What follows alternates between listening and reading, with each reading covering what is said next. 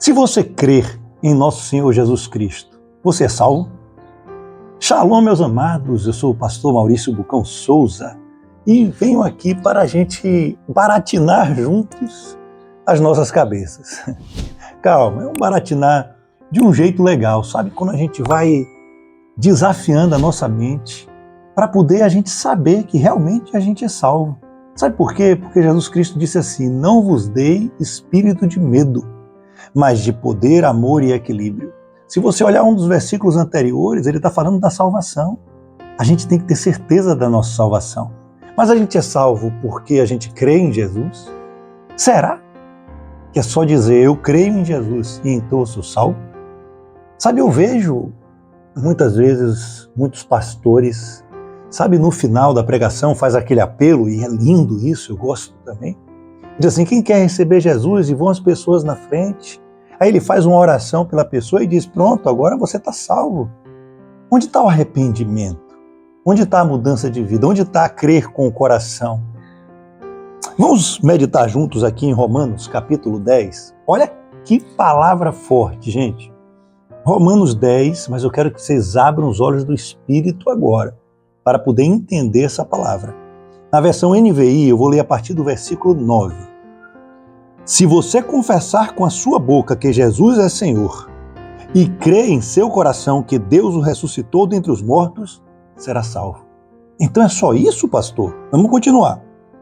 Pois com o coração se crê para a justiça e com a boca se confessa para a salvação. E o versículo 11 vai dizer, como diz a Escritura: todo o que nele confia jamais será envergonhado. Não há diferença entre judeus e gentios, pois o mesmo Senhor é Senhor de todos e abençoa ricamente todos os que o invocam, porque todo aquele que invocar o nome do Senhor será salvo. Só até aí. Jesus está dizendo que agora não é só os judeus que serão salvos. Qualquer um, não importa mais de onde a gente vem, não importa a raça, não importa nada. O que importa é crer em Jesus como Senhor e Salvador. Com a boca confessares e com o coração crer que Ele ressuscitou dentre os mortos. Espera aí, mas aí está muito fácil. Tanta gente, né, que continua numa vida toda errada, mas disse que confessa Jesus e é salvo. Será que é exatamente isso aqui? Por quê, gente? Olhe bem, agora eu quero explicar para vocês o significado.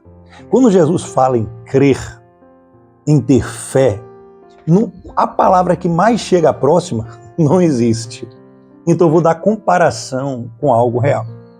Vejam bem, você está indo num show onde vai ter uma motocicleta, um cara montado numa moto ou uma mulher montada numa moto, e ela tem 100 carros ou 200 carros, eu não tenho muita noção de distância, mas uma distância muito grande, cheia de carro assim, e uma rampinha. E as pessoas olham ali e vai esse motoqueiro e rampa. E então ele ultrapassa todos os 100, 150, 200 carros e sai ileso. Aquela pessoa é conhecida por fazer isso, ela nunca errou. Então ela pega e diz assim: vocês creem que eu faço de novo? Vocês têm fé que eu faça de novo? Sem errar? Aí todo mundo diz: eu tenho fé, eu creio. E a fé é o firme fundamento daquilo que se crê, é você não ter dúvidas, é você imaginar, não, você ter certeza de que conseguiu antes de conseguir. Isso é fé. Então a pessoa vai dizer: eu tenho fé, eu sei que ele vai conseguir, eu tenho certeza absoluta. Aí ele fala: tem? Então sobe aqui na garupa. Você subiria nessa garupa para voar com ele 200 metros? Se sua resposta for não, você não tem a fé bíblica. Vocês estão me entendendo? Crer em Jesus não tem como sem ação. Fé em Jesus não tem como sem ação. Quando você confessa que crê em Jesus, tem que ter uma ação para mover alguma coisa. Se você for falar uma coisa aqui do mundo, que você tem os números que te deram para jogar em uma loteria ou em alguma coisa do tipo, e você tem a certeza que vai ganhar. Você tem a certeza, e você orou a Deus, e vamos supor que Deus quer que você ganhe ali, naquilo ali. Não interessa as partes ímpias ou não. Pega esse exemplo bem simples. E aí você orou e Deus disse: são esses números. Você joga. Não joga? Por quê? Porque você sabe que são ali, Deus falou, se materializou um anjo na sua frente e disse: vai ser isso aí. Agora, se você não jogar, você pode dizer: não, eu tenho fé, mas não quis jogar. Não. A fé exige uma ação. É por isso que muitos de nós nos enganamos. E a igreja tem muita gente que acha que vai ser salvo. E Jesus diz que naquele dia vai olhar e diz: afasta-te de mim, eu nunca vos conheci, nunca tive intimidade contigo.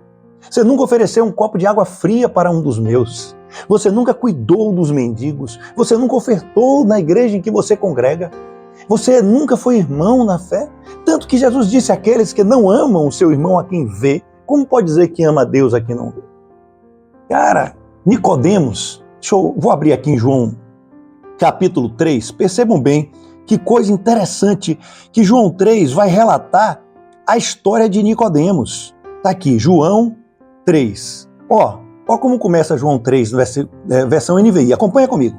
Havia um fariseu chamado Nicodemos, uma autoridade entre os judeus. Ele veio a Jesus à noite e disse: Mestre, sabemos que ensina da parte de Deus, pois ninguém pode realizar os sinais miraculosos se Deus não estiver com ele. Só esse início. Perceba que Nicodemos chega a Jesus. Primeiro, ele vai escondido de noite. Por quê? Para as outras pessoas não verem. De vergonha, não. A minha posição é mais importante do que me verem com Jesus. Mas eu vou lá. E ele confessou que Jesus era filho de Deus. Ele creu. Ele falou: ninguém pode fazer esses sinais se não for enviado de Deus. E chamou ele de mestre, gente, o filho de um carpinteiro. Mas quando Jesus começou a falar com ele das coisas espirituais, ele não entendeu nada.